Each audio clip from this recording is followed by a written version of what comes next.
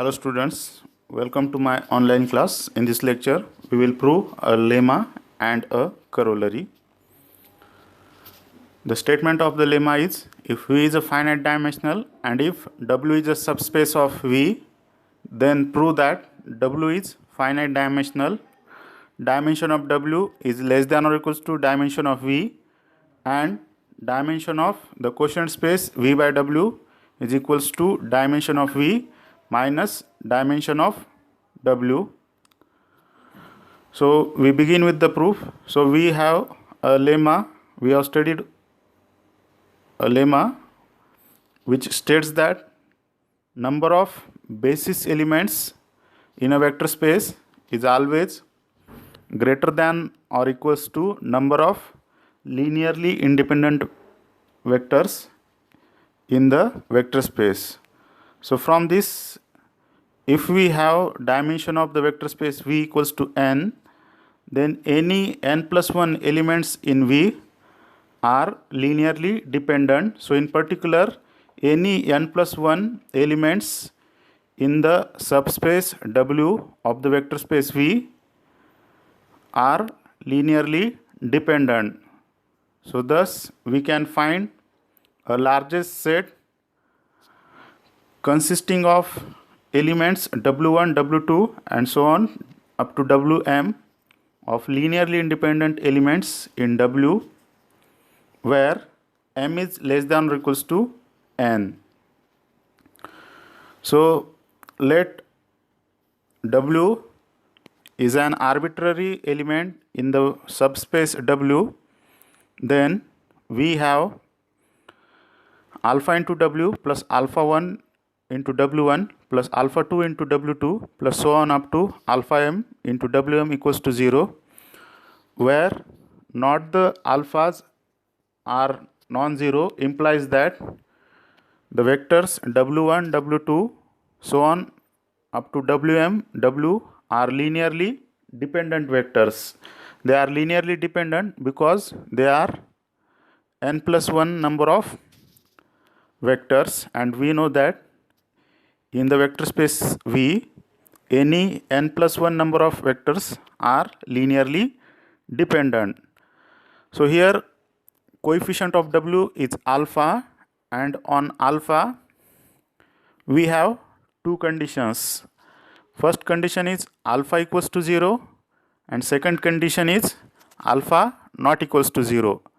So if we consider alpha equals to 0, then since W1, W2 and Wm all are linearly independent vectors, that means their coefficients are 0. Alpha 1, alpha 2, so on up to alpha n, alpha m, all are 0. So this will imply that these vectors W1, W2, so on up to Wm, W all are linearly independent, which is a contradiction. That means the case alpha equals to 0 is not possible. So thus we have alpha is non-zero, and so we have W equals to minus alpha inverse into in bracket alpha 1 W1 plus alpha 2 W2 plus so on alpha m Wm bracket close.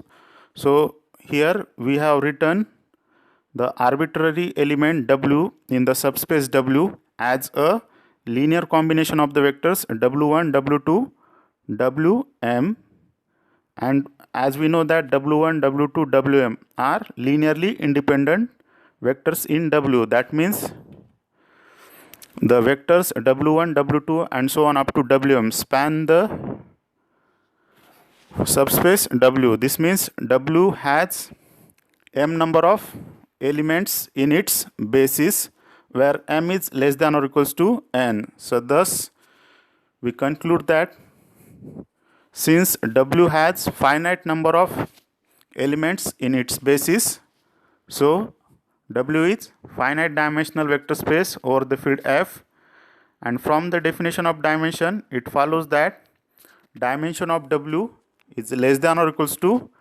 dimension of V. Now we will prove that dimension of the quotient space V by W is equals to dimension of V minus dimension of W.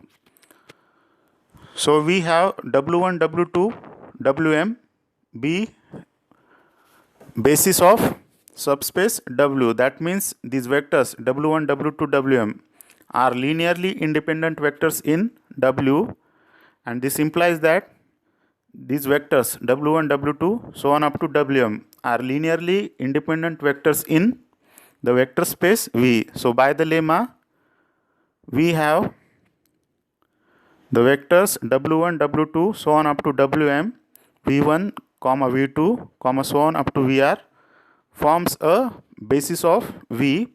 Since these vectors are m plus r in numbers, so that is why dimension of V is m plus r, and as we know that dimension of W is m. Now we know what is meant by canonical homomorphism. So in canonical homomorphism, we have a vector space homomorphism T whose domain vector space is V and codomain vector space is V by W, and we define it by T of V equals to V plus capital W. So let V1 bar, V2 bar, Vr bar. Here V1 bar means V1 plus capital W. Here V2 bar means V2 plus capital W, and Vr bar means Vr plus capital W. So these are images of V1, V2, Vr in the vector space V by W. And as we know that any vector V in the vector space V is of the form V equals to alpha 1 W1 plus alpha 2 W2 plus so on alpha m Wm plus beta 1 V1 plus beta 2 V2 plus so on beta r Vr. Here W1, W2, so on Wm, V1, V2, so on up to Vr. These are basis elements. That means any element in vector space V can be written as linear combination of these vectors.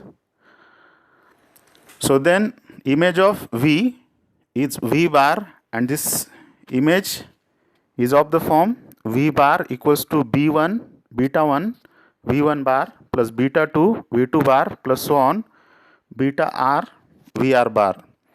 Here this W1, W2, so on up to Wm are the elements in subspace W, and we know that V1 plus capital W equals to capital W if and only if V1 is in W. That means W, the subspace W absorbs its elements. That is why here W1 bar, W2 bar and so on Wm bar all are 0 in the quotient space.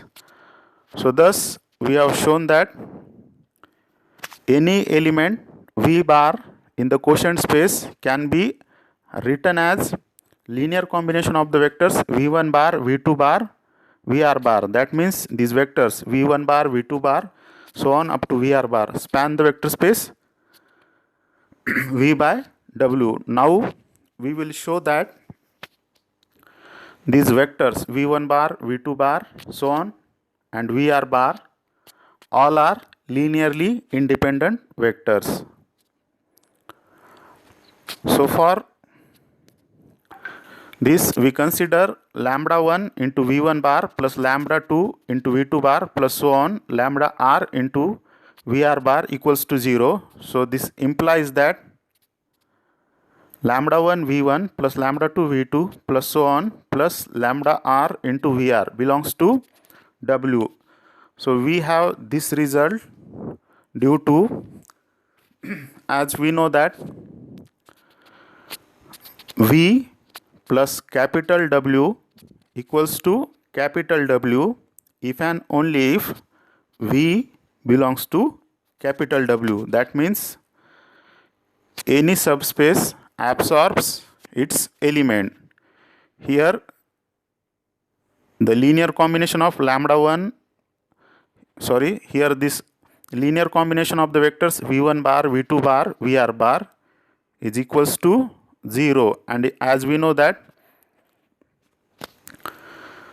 the 0 element in the quotient space v by w is 0 plus w. So that is why the linear combination of v1, v2 and vr belongs to the subspace w. Here this linear combination belongs to the subspace w, and we know that w1, w2, wm are basis vectors of w. That means any vector in w can be written as linear combination of w1, w2, wm. So this is an element in w, and we know that any element in w can be written as linear combination of the vectors w1, w2, wm. Here we have wm. So that means, so from this we get this equation, and as we know that the vectors v1, v2, vr, w1, w2, so on up to wm are linearly independent vectors, so that these scalars are 0. All scalars are 0. That means gamma 1, gamma 2, so on up to gamma r, lambda 1, lambda 2, so on up to lambda m, all are 0. So thus gamma 1 v1 bar plus gamma 2 v2 bar plus so on gamma r vr bar equals to 0 implies that gamma 1, gamma 2, so on gamma r all are 0. That means the vectors v1 bar, v2 bar, so on up to vr bar are linearly independent vectors in the quotient space v by w. So thus we have shown that the quotient space v by w has r number of basis elements, and so dimension of the quotient space v by w equals to r, which equals to dimension of v minus m, and as we know that m is nothing but dimension of w, so this equals to dimension of v minus dimension of w. So here we have proved the lemma. Next we have corollary. Its statement is, if A and B are finite dimensional subspaces of a vector space V, then the subspace A plus B is finite dimensional, and dimension of A plus B equals to dimension of A plus dimension of B minus dimension of A intersection B. So proof. So as we know that A plus B by B is isomorphic to A by A intersection B, and since A and B are finite dimensional, we get that by the last lemma, dimension of A plus B minus dimension of B equals to dimension of A plus B by B, which equals to dimension of A by A intersection B, and here this dimension of A by A intersection B is dimension of A minus dimension of A intersection B by the last lemma. So transforming this equation, we will get dimension of A plus B equals to dimension of A plus dimension of B minus dimension of A intersection B. Thank you.